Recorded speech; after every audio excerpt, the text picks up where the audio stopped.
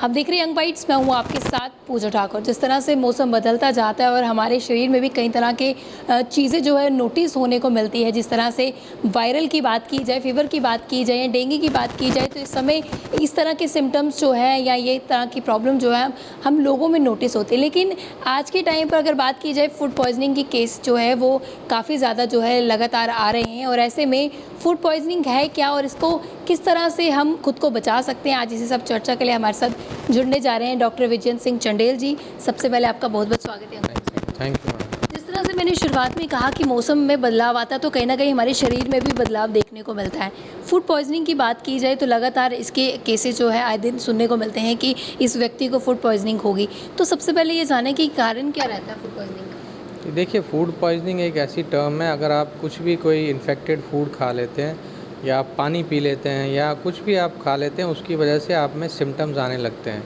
Symptom या तो आपके स्टमक में इन्वॉल्व हो सकता है, उसमें पेट के ऊपर वाले हिस्से में आपको दर्द हो सकती है, या स्मॉल इंटेस्टाइन में इन्फेक्शन हो सकता है जिसमें आपको डायरिया हो सकता है, पेट में क्रैम्प्स पड़ने लग सकते हैं, वॉमिटिंग आना स्टार्ट हो सकती है, या फिर कोलन में इन्फेक्शन हो सकता है जिसको हम एक्यूट कोलाइटिस कहते हैं।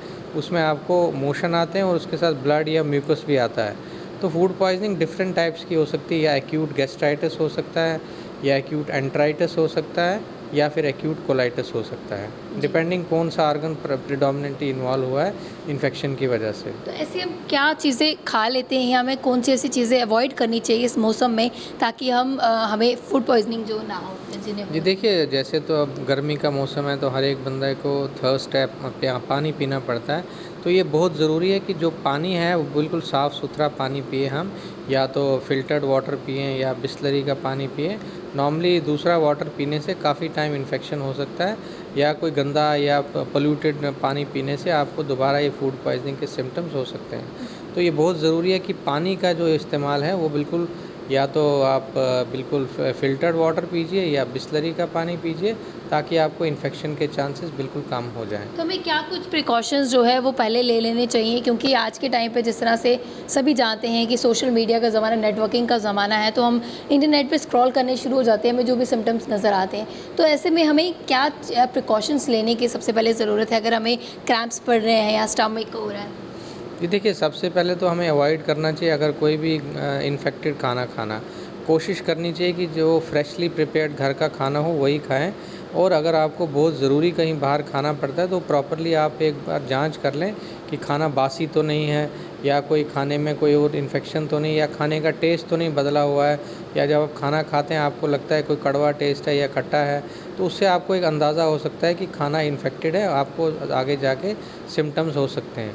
और अगर आपको कोई सिम्टम्स ऐसे होते हैं, तो अगर आपको कोई पेट के ऊपर वाले हिस्से में या नाभि के आसपास या पूरे पेट में दर्द होता है, या आपका उल्टी का मन करता है, या आपको कोई बुखार होता है, तो ये सिम्टम्स होते हैं कि आपको फूड पॉइजनिंग हो गई है। तो ये इसका प्रॉपर इलाज कराना बहुत ज़रूरी है, क्योंकि अगर ये प्रॉपरली इलाज ना हो तो इसमें फिर जो इन्फेक्शन है पूरी बॉडी में फैल सकता है, और उसकी वजह से हमारे किडनीज इन्वॉल्व हो सकते हैं, जिसको हम एक्यूट रीनल फेलियर कहते हैं, या फिर फर्दर और सिस्टमिक इन्वॉल्वमेंट हो सकती है। अगर समय पे इलाज नहीं किया गया तो ये खतरनाक रूप जो है ले सकते जी बिल्कुल, ये जानलेवा भी हो सकता है अगर प्रॉपरली इसको हम इलाज ना करें, और प्रॉपर आपको ट्रीटमेंट समय पे स्टार्ट ना करें तो जानलेवा भी हो सकता है। जी। तो इसके लिए मुझे बताइए कि किस तरह के एज ग्रुप में ज़्यादा सिम्टम्स देखने को मिल रहे हैं हॉस्पिटल में अभी, कौन से एज ग्रुप में ज़्यादा ये केसेस देखने को मिल रहे हैं। जी देखिए, एज ग्रुप तो कोई स्पेसिफिक एज ग्रुप नहीं होता, ये बच्चों में भी हो सकता है, क्योंकि बच्चों में वैसे ही ईटिंग हैबिट्स की वजह से हो सकता है, बच्चों में बहुत कॉमन होता है, यंग एडल्ट्स में हो सकता है, एल्डरली में हो सकता है, क्योंकि एल्डरली में वैसे ही इम्यूनिटी कम हो जाती है। तो ऐसा कोई स्पेसिफिक एज ग्रुप इन्वॉल्व नहीं होता है, सब एज ग्रुप्स इन्वॉल्व हो सकते हैं, डिपेंडिंग आपने किस ग्रुप में आप देखना चाहते हैं। अदरवाइज़ कोई ऐसा स्पेसिफिक एज ग्रुप इन्वॉल्वमेंट नहीं है इसका। जी। तो क्या एक मैसेज आपकी तरफ से रहेगा खास तौर से फूड पॉइजनिंग को लेकर जो इस मौसम में हो रही है अभी। जी देखिए, मैं यही मैसेज देना चाहता हूँ कि आप एक बिल्कुल स्वच्छ पानी पीजिए। आप जो भी खाना खाएं, या तो आप फ्रेशली प्रिपेयर्ड होममेड खाना खाएं, बासी खाना बिल्कुल ना खाएं।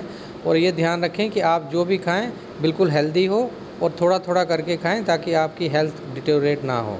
जी। बहुत धन्यवाद हमारे साथ जुड़ने के लिए। तो जिस तरह से फूड पॉइजनिंग के केस जो है लगातार आ रहे थे, लोगों के भी मैसेज आ रहे थे कि आखिरकार फूड पॉइजनिंग जो हो रही है इसे किस तरह से हम बचाव कर सकते हैं, तो उन्होंने साफ तौर से बताया कि साफ़ सुथरा खाना, घर का खाना जो हमें इस मौसम में ज़्यादा यूँ तो हमें ऐसे भी घर का खाना ही लेना चाहिए, लेकिन अगर हम कहीं बाहर चले जाते तो हमें ख़ास तौर से हाइजीन का ध्यान रखना चाहिए ताकि फूड पॉइजनिंग के केसेस जो है वो और ज़्यादा ना बढ़े। आप भी अपने दोस्तों के साथ ये ज़रूर शेयर कीजिएगा कि किस तरह से फूड पॉइजनिंग से बचाया जा सकता है खुद को। तो उम्मीद करूँगी ये वीडियो आपको ज़रूर पसंद आएगा और इसको ज़रूर आपको कहीं ना कहीं एक मैसेज मिला होगा और आप ज़रूर अपनी डेली लाइफ में इसे यूज़ करेंगे। अगले वीडियो लेकर फिर मैं हाजिर हूँगी, तब तक के लिए आप देखते रहें यंग बाइट्स। फिर जर्नलिस्ट अमन शर्मा के साथ मैं पूजा ठाकुर, यंग बाइट्स जम्मू।